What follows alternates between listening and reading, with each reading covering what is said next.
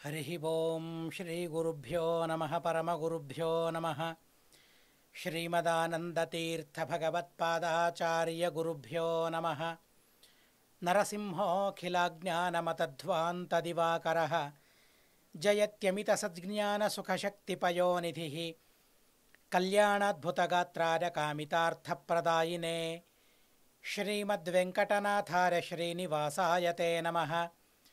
व्यासाय भवनाशाय श्रीशाय गुणराशये हृद्याय शुद्धविद्याय मध्वाय च नमो नमः।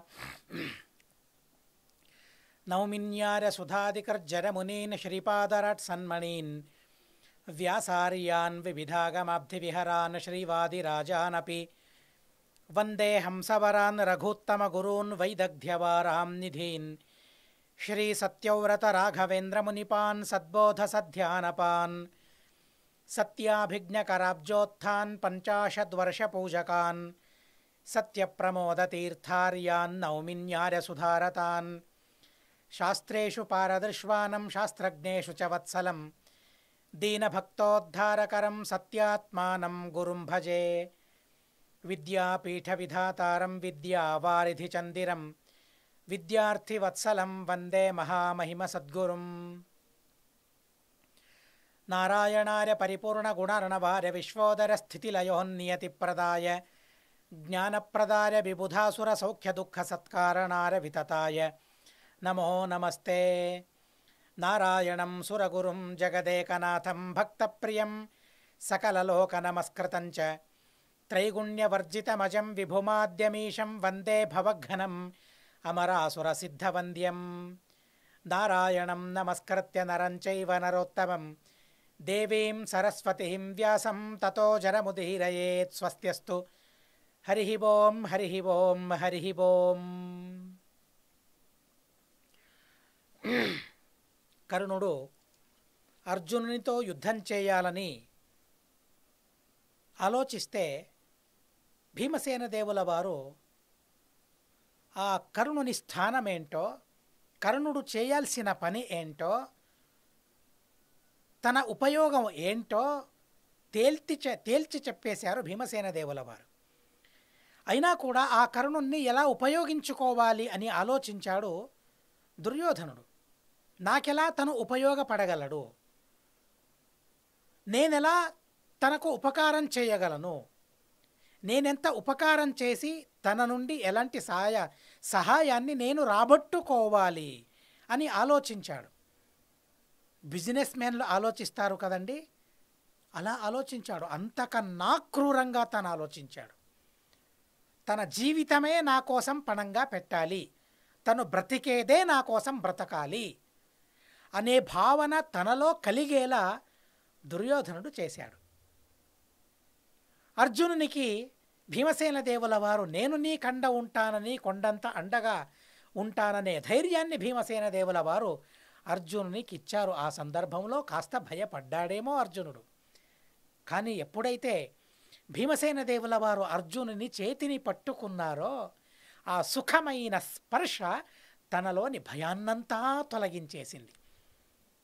భయాన్ని పోగొట్టుకున్నాడు, క్షణంలోనే భయాన్ని పోగొట్టుకున్నాడు. కర్ణునికి ఆ దుర్యోధనుడు చేయి పట్టుకోగానే భయం కలిగిందేమో. మరి ఎన్ని రోజులు ఈ చేతిని వదలకుండా ఉండాలి, భయపడ్డాడేమో. మరి ఎవరికి తెలుసు, వారిని అడిగి తెలుసుకోవాలి. కానీ భీమసేన దేవుల వారు మాత్రం కొండంత అండగా అర్జునునికి నిలిచారు. అక్కడక్కడే వారి విషయం సమాప్తమయ్యింది. ధర్మరాజుకు కూడా సందేహం కలిగింది, కర్ణుడే అధికుడేమో అన్న సందేహం కలిగింది. వైశంపాయనుల వారు ఆ తరువాత చెబుతూ ఉన్నారు. పాండవాన్ ధర్తరాష్ట్రాంశ్చ కృతాస్త్రాన్ ప్రసమీక్షసః గురువర్థం దక్షిణాం కాలే ప్రాప్తే మన్యత వై గురు. పాండవులు కౌరవులు అందరూ కూడా విద్యను నేర్చుకున్నారు, విద్యను ప్రదర్శించారు. ఇక నేర్చుకునే విషయమేంటి లేదు. వారు తమ తమ యోగ్యతకు తగిన విద్యలనన్నీ నేర్చుకున్న తరువాత శిష్యులనందరినీ ఒక చోటికి పిలిచారు ద్రోణాచార్యుల వారు. పిలిచి అడుగుతూ ఉన్నారు, సరే విద్య నేర్చుకున్నారు, గురుదక్షిణనివ్వాలి కదా, ఏమిస్తారు గురుదక్షిణ? శిష్యులందరూ ప్రార్థించారు, గురువర్య ఏం గురుదక్షిణను సమర్పించుకోవాలి, మీ కోరిక ఏంటి, ఏం కావాలనే కోరిక మీకుందో కోరుకోండి, మేమిస్తాం అని శిష్యులందరూ కూడా చెప్పారు. ఇచ్ఛామి దత్తాం సహితాం మహ్యం పరమదక్షిణాం ఏవముక్తాస్తతస్సర్వే శిష్య ద్రోణమథ బ్రువన్ భగవన్ కిం ప్రయచ్ఛామ ఆజ్ఞాపరితునో గురు. మీరే గురువరేణ్యులు కదా, మేమిచ్చింది మీ కోరికకు తగినదా కాదా మాకు సందేహం, కనుక మీరే కోరుకుంటే ఆ కోరికకు తగిన విధమైన గురుదక్షిణను మేము సమర్పించుకుంటామని శిష్యులందరూ చెప్పగా అప్పుడు ద్రోణాచార్యుల వారు చెప్పారు, నా శత్రువు ద్రుపదుడు, ఆ శత్రువైన ద్రుపదుణ్ణి సజీవంగా బంధనం చేసి తనను తెచ్చి నాకివ్వాలి, అదే మీరిచ్చే గురుదక్షిణ అన్నారు. పర్యానయత భద్రం వహ సాస్యాత్ పరమదక్షిణ. ఆ ద్రుపదుణ్ణి మీరు తీసుకుని రావడమే, యుద్ధంలో తనను గెలిచి ఆ ద్రుపదుణ్ణి బంధించి తీసుకురావడమే దక్షిణ. అది చిన్న దక్షిణ కాదు, అది పరమదక్షిణ. అంతకన్నా గొప్ప గురుదక్షిణ ఏదీ లేదు అని ద్రోణాచార్యుల వారు చెప్పారు. చెప్పగా ఆచార్య ధనదానార్థం ద్రోణేన సహితాయో, ఆచార్యులకు ప్రియమైన ఆ ధనాన్ని సంపాదించడానికి కౌరవులు పాండవులు ద్రోణాచార్యులతో సహితంగా ఆ ద్రుపదుని నగరానికి వెళ్ళారు. ద్రుపదని నగరానికి వెళ్ళగా మొట్టమొదట ఉత్సాహంతో దుర్యోధనుడు, కర్ణుడు, యుయుత్సు, దుశ్శాసన, వికరణ, జలసంధ, సులోచన వీరందరూ కూడా సిద్ధమయ్యారు. నేనంటే నేను వెళతానని. అహం పూర్వం ఇత్యేవం క్షత్రియర్షభ. ఎలాగైనా ద్రోణాచార్యుల వారిని వశం చేసుకుంటే ఇక మాకు తిరుగులేదు అని దుర్యోధనుడు అనుకున్నాడు. కానీ తనను వశం చేసుకోవడం అంటే ఏదో పాలనిచ్చి వశం చేసుకోవడం సాధ్యం కాదే, ద్రుపదుణ్ణి తెచ్చి ఇవ్వాలి, సులభం అనుకున్నారు. ఇదేంటి, మా సామర్థ్యం ఏంటి, ద్రుపదుణ్ణి కట్టి తెచ్చి పెట్టడం ఏంటి, చాలా సులువైనదే అనుకున్నారు. కౌరవులందరూ కూడా ఉత్సాహంతో వెళ్ళసాగారు.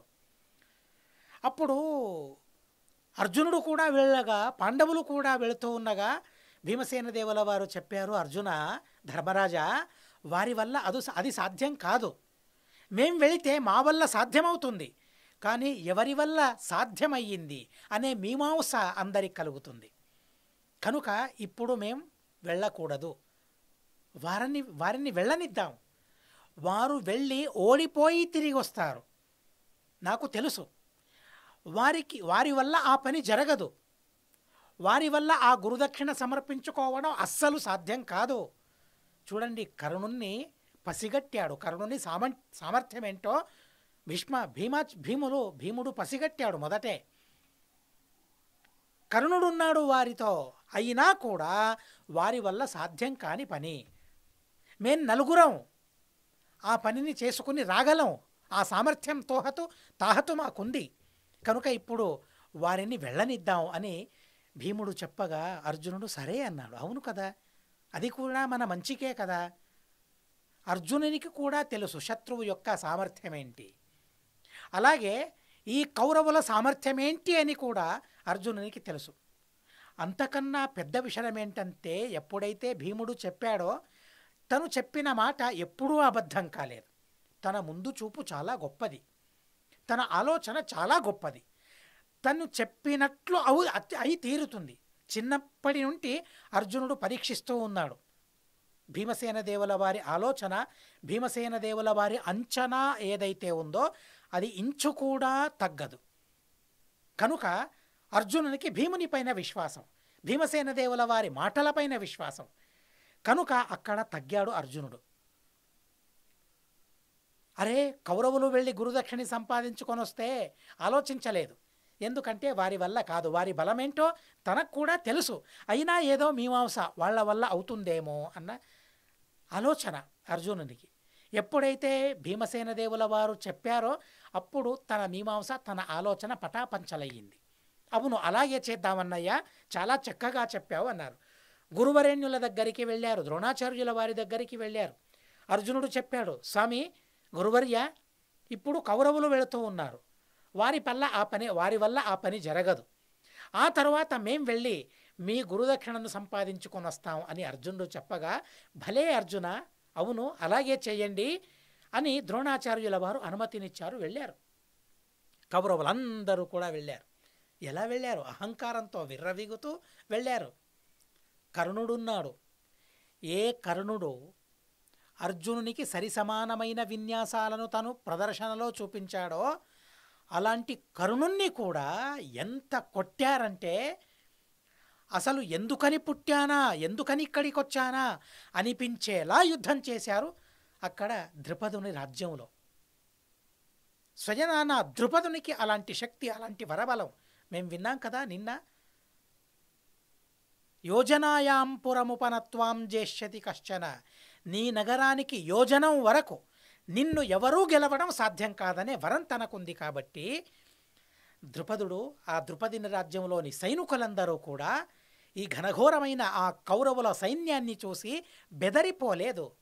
ఉత్సాహంతో వాళ్ళు యుద్ధం చేయడానికి కొనొచ్చారు. వారిరువురి మధ్య, కౌరవ మరియు ద్రుపద సైన్యం మధ్య చాలా అద్భుతమైన యుద్ధం జరిగింది. ఆ యుద్ధం జరుగుతూ ఉంటే ఆ యుద్ధంలో ప్రజలందరూ కూడా పాల్గొన్నారట.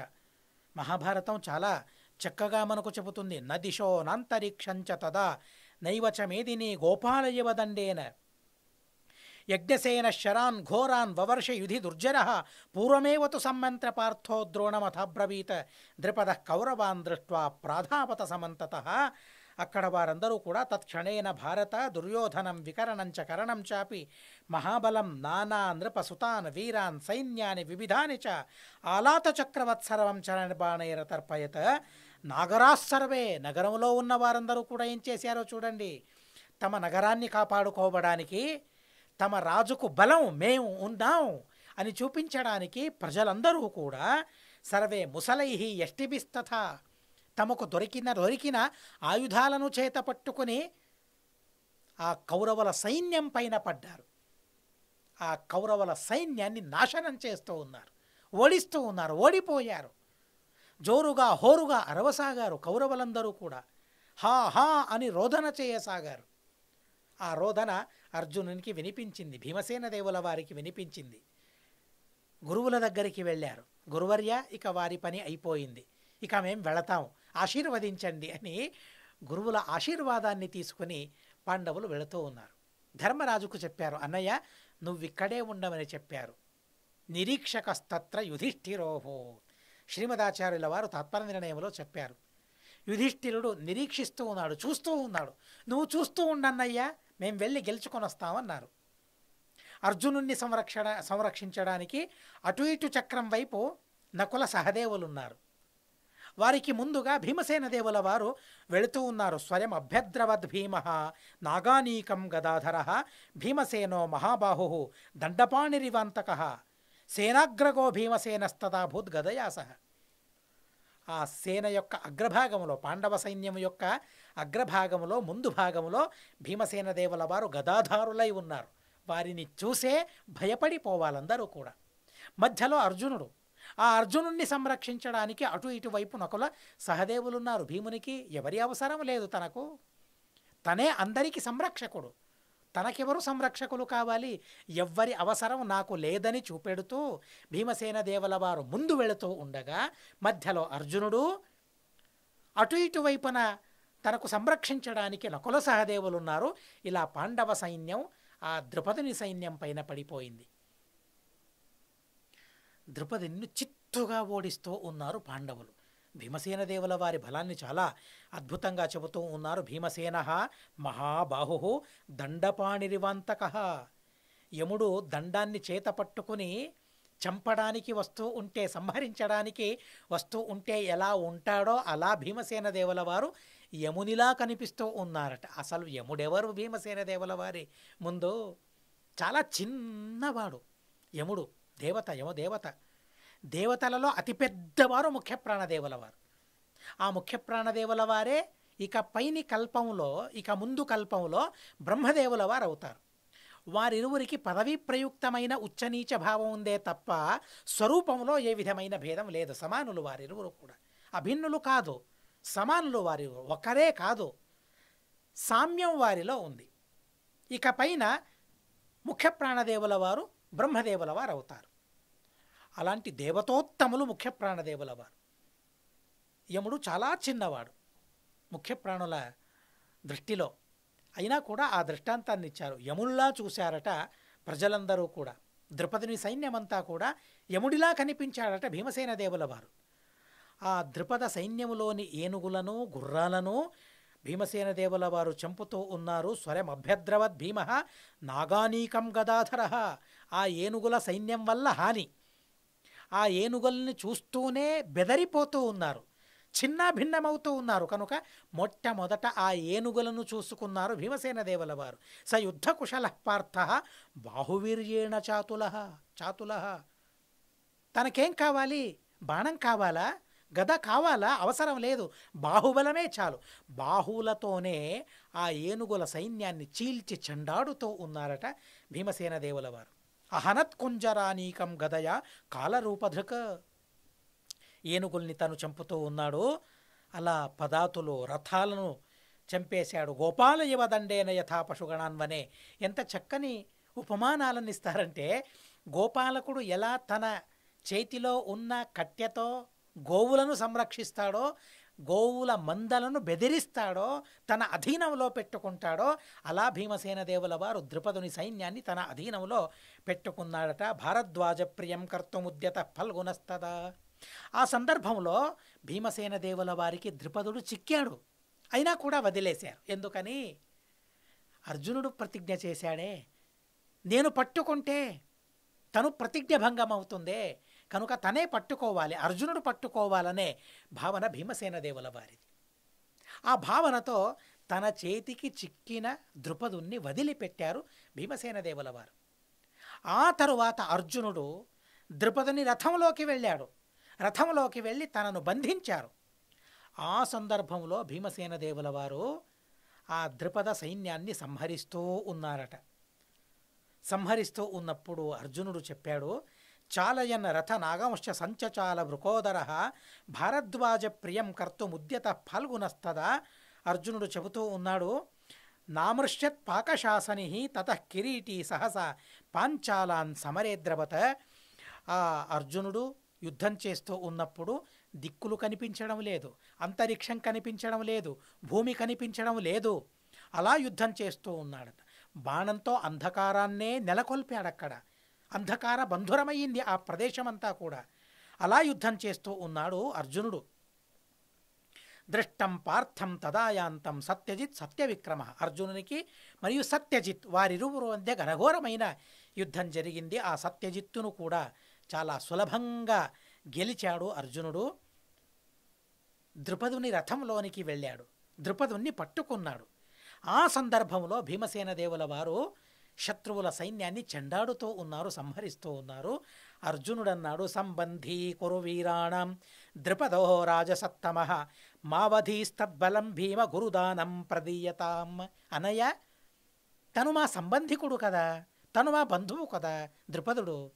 కనుక ఇప్పుడు గురుదక్షిణను మాత్రమే మేము ఇవ్వాలి, వారిని సంహరించడం ఎందుకు? ఆ సంహారం నుండి విరమించుకోమన్నాడు అర్జునుడు. అర్జునుడు చెబితే వినాలా? భీమసేన దేవుల వారి వ్యక్తిత్వాన్ని మనం పరామర్శించాలి. భీమసేన దేవుల వారి వ్యక్తిత్వాన్ని మనం అర్థం చేసుకోవాలి. మహాభారతం ఎంత చక్కగా ఆ వ్యక్తిత్వాన్ని తెరిచి పెడుతుంది, ఎంత ప్రస్ఫుటంగా భీమసేన దేవుల వారి వ్యక్తిత్వాన్ని మనకు తెలియజెబుతుంది, ఉపదేశిస్తుంది. అర్జునుడు చెప్పాడు, అన్నయ్య ఇక చంపడం మానేయమన్నాడు, యుద్ధం చేయడం మానేయమన్నాడు. అదేంటి? తమ్ముడు చెబితే వినాలా? ఎవరైనా వింటారా? వినేవారు ఉన్నారా ఎవరైనా? అసలు చిన్నవాళ్ళు చెప్పే మాటల్ని పెద్దవాళ్ళు పెడచవిన వేస్తారే. కానీ శాస్త్రం ఏమన్నది? నీతి శాస్త్రం ఏమని చెబుతుంది? బాలాదపి సుభాషితం. బాలకులైనా పర్వాలేదు, మంచి మాట ఉంటే మంచి మాటను ఆహ్వానించాలి, మంచి మాటను స్వీకరించాలి. ఎవరు చెప్పినా, చిన్నవాళ్ళు చెబితే మంచి మాట కాస్త చెడు మాట అవుతుందా? కాదే. ఎవరు చెప్పినా మంచి మాట మంచి మాటే కదా, ఎవరు చూపినా మంచి బాట మంచి బాటే కదా.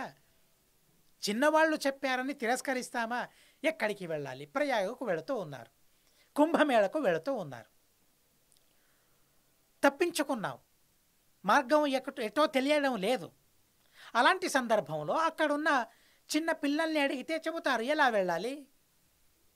చిన్నపిల్లాడు కదా చెప్పాడు, తిరస్కరిస్తామా, నిరాకరిస్తామా, వేరే మార్గంలో వెళతామా? లేదే. ఎందుకని? మేము అక్కడికి వెళ్ళి తీరాలి. ఆలస్యమవుతూ ఉంది, చెప్పేవాళ్ళు ఎవరూ లేరు. తను చెప్పాడు, తన పైన నమ్మకంతో తను చెప్పిన మార్గంలోనే కదా వెళతాం, తనను గౌరవిస్తాం కదా. మంచి బాట చెప్పినప్పుడు చిన్నవాళ్ళు చెప్పినా వింటాం కదా. కానీ చిన్నవాళ్ళు చెప్పిన మంచి మాటను ఎందుకు వినడం లేదు మనం? ఎందుకు వినకూడదు? అసలు వినాలి. కొడుకులు మాత్రమే అని కాదు, ఏ చిన్నవాళ్ళు మంచి మాట చెప్పినా ఆ మంచి మాటను వినాలి.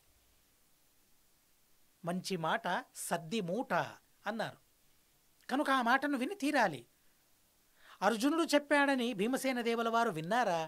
అసలు భీమసేన దేవుల వారంటేనే చాలు తననేదో ఆలస్యమున్నవానిగా, మత్తులో ఉన్న వ్యక్తిగా ఆ భీమసేన దేవుల వారిని చిత్రీకరిస్తారు. అప్పటి నుంచి నేను చెబుతూనే ఉన్నాను.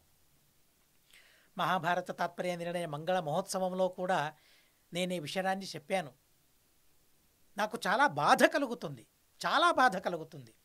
భీమసేన దేవుల వారిని మహాభారతం ఎలా చిత్రీకరించిందో కానీ మేము వక్రీకరిస్తూ ఉన్నాం కదా భీమసేన దేవుల వారి చిత్రణను. ఎందుకోసం? తను నిజమైన నాయకుడు, ఆ నాయకత్వాన్ని తను చూపించాడు మహాభారతంలో భీమసేన దేవుల వారు. రాక రాక యుద్ధం చేసే ప్రసంగం తనకొచ్చింది. యుద్ధం అంటే చాలా ఉత్సాహం భీమసేన దేవుల వారికి. అందులోనూ బాహుబలం చూపించడం అంటే మరింత ఉత్సాహం. అలా పెరిగిన ఉత్సాహంతో భీమసేన దేవుల వారు యుద్ధం చేస్తూ ఉన్నారు. ప్రసంగాన్ని కూడా మేము ఆకళింపు చేసుకోవాలి. ఎలాంటి ప్రసంగములో అర్జునుడు చెప్పాడు, ఆ అర్జునుడు చెప్పిన మాటను భీమసేన దేవుల వారు ఎలా స్వీకరించారు, ఎలా ఆదరించారు, ఎలా గౌరవించారు. తను స్వరూపంలోనూ కూడా అర్జునుని కన్నా గొప్ప, వయసులో కూడా పెద్దవాడు. ఏంట్రా నీవేంటి చెప్పేది? అసలు నేను ఆలోచించాను, ఈ విషయాన్ని చదువుతూ ఉంటే నేను ఆలోచించాను. అలా ఆలోచించకూడదు, అయినా కూడా ఆలోచించాను. అర్జునుని స్థానంలో మరెవరో ఉన్నారనుకోండి, భీమసేన దేవుల వారి స్థానంలో నేనున్నాను అనుకోండి, నేనేం చేసేవాడిని? నువ్వెవడ్రా చెప్పేవాడివి, ఇది నా మాట, నేనలా అనేవాణ్ణి. కానీ అక్కడుంది నేను కాదే, ఆ స్థానంలో మరొకరిని ఊహించుకోవడం అస్సలు సాధ్యం కాదే. అలాంటి ఉన్నతమైన వ్యక్తిత్వం కలవారు భీమసేన దేవుల వారు. మామూలు మనిషి కాదసలు. వచ్చినప్పుడల్లా నేను చెబుతాను, భీమసేన దేవుల వారి ప్రసంగం చిన్ని చిన్ని మాటల్లో ఉండొచ్చు, కానీ ఆ చిన్ని చిన్ని మాటలే ఎంత గొప్ప వ్యక్తిత్వాన్ని, ఎంత భవ్యంగా మనకు చూపిస్తూ ఉన్నా అంటే చూడండి. అర్జునుడు చెప్పాడు, అర్జున ఉవాచ సంబంధీ కురు వీరాణం ద్రుపదో రాజసత్తమః మావధీస్తద్బలం భీమ గురుదానం ప్రదీయతాం. గురువుకు దక్షిణం ఇవ్వడం కదా మేం చేయాల్సింది. సరే తనను పట్టుకున్నాను, ఇక యుద్ధం చేయడం ఎందుకు భీమా? అర్జునుడు అన్నాడు.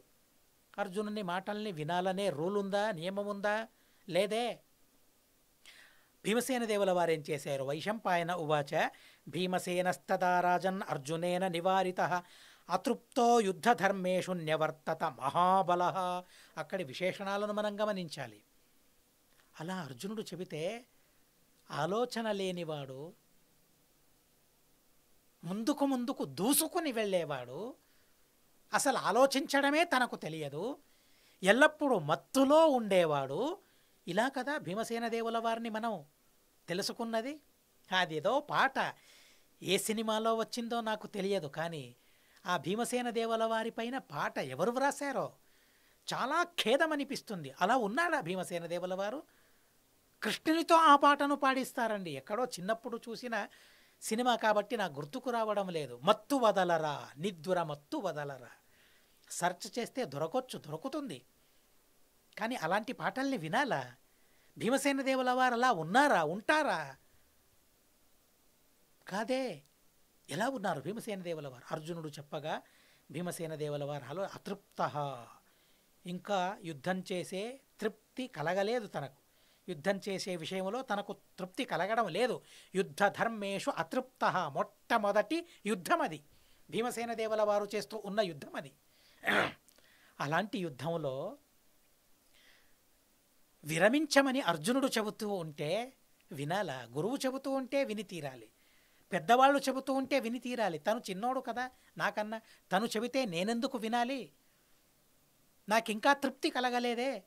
ఎవరైనా భోజనం చేస్తూ ఉంటారు, ఇంకా తృప్తి కలగలేదు, చాలు అనిపించలేదు, అయినా కూడా భోజనం ఇంతకి ఆపేయమని ఎవరైనా చెబితే వింటామా మనం? ఎవరైనా వింటారా? లేదే. ఉత్సాహంతో ఒక పనిని చేస్తూ ఉన్నప్పుడు మానుకోమని ఎవరైనా చెబితే ఆ మాటను ఎవరైనా వింటారా? లేదే. పెద్దవాళ్ళైతే వినొచ్చేమో, కానీ చిన్నవాళ్ళు చెబితే వింటారా? లేదే. కానీ భీముడు విన్నాడు. ఎందుకని? తను చెప్పిన మాట మంచిది కాబట్టి, మంచి మాట తను చెప్పాడు కాబట్టి. నా తృప్తి కోసం కాదు యుద్ధం చేయడం, నా తృప్తి కోసం యుద్ధం చేయడం లేదు, గురువులకు ఇవ్వడం కోసం యుద్ధం చేస్తూ ఉన్నాను. అర్జునుడు కూడా అదే మాట చెప్పాడు.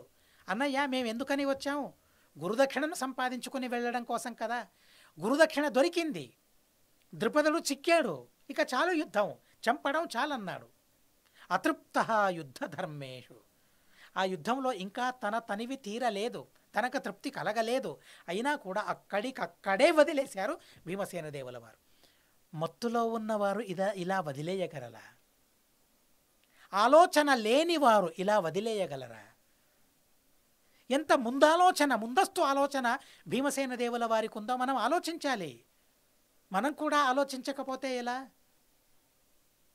భీమసేన దేవుల, అవును కదా, ఇది విపరీతమైనది కదా, ఎందుకని చంపడం? సరే, గురుదక్షిణకు సిద్ధమయ్యింది, అక్కడికక్కడే ఆపేశారు భీమసేన దేవుల వారు. అతృప్తో యుద్ధ ధర్మేషు న్యవర్తత, మరో మాట ఆడలేదు, తిరస్కరించలేదు అర్జునుణ్ణి. వారి మధ్య ఉన్న బంధనం ఎలాంటిదో గమనించండి. అన్నదమ్ముల అనుబంధం అంటారే, ఆ అన్నదమ్ముల అనుబంధం ఎలాంటిదో గమనించండి. మంచి మాట చెప్పినప్పుడు తమ్ముడు చెప్పినా విని తీరాల్సిందే. ఇది భీమసేన దేవుల వారి సిద్ధాంతం, భీమసేన దేవుల వారి ఆదర్శం ఇది. చిన్నవాళ్ళు అయితే ఏంటి అనడం కాదు, మంచిదా అది, అయితే వినేద్దాం, పెద్దరికాన్ని చూపేద్దాం, అదే కదా నిజమైన పెద్దరికం అంటే. పెద్దలుగా ఉన్నా కూడా, పెద్దవారైనా కూడా చిన్నతనం చూపించడమే కొన్నిసార్లు పెద్దరికం అవుతుంది. చిన్నవాళ్ళు చెప్పిన మాటల్ని వినడమే పెద్దరికం, మంచిని వినడం. అలాంటి పెద్దరికాన్ని భీమసేన దేవుల వారు చూపించారు. అర్జునునికి ఎంత సంతోషం కలిగి ఉండొచ్చు అసలు ఆ సందర్భంలో, ఎంతగా ఆలోచించి ఉండొచ్చు. అవును, నేను చెప్పాను నిజమే, నేను చెప్పినంత మాత్రాన వినాలనేముంది, తన అన్నయ్య కదా, తను చెప్పిన మాటను నేను కదా వినాలి, తను చేస్తూ ఉన్న పనిని నేను కదా చేయాలి. అయినా కూడా తనకు నా పైన ఎంత స్నేహమో, నేను చెప్పిన మాటను వినాలనే తహ ఎంతుందో భీమునిలో, ఎంత స్నేహం తనకుందో, స్నేహజీవి తను భీమసేన దేవుల వారు. ఎంతగా భీమసేన దేవుల వారు స్నేహాన్ని పంచిపెట్టారంటే అందరికీ స్నేహాన్ని పంచిపెట్టారు భీమసేన.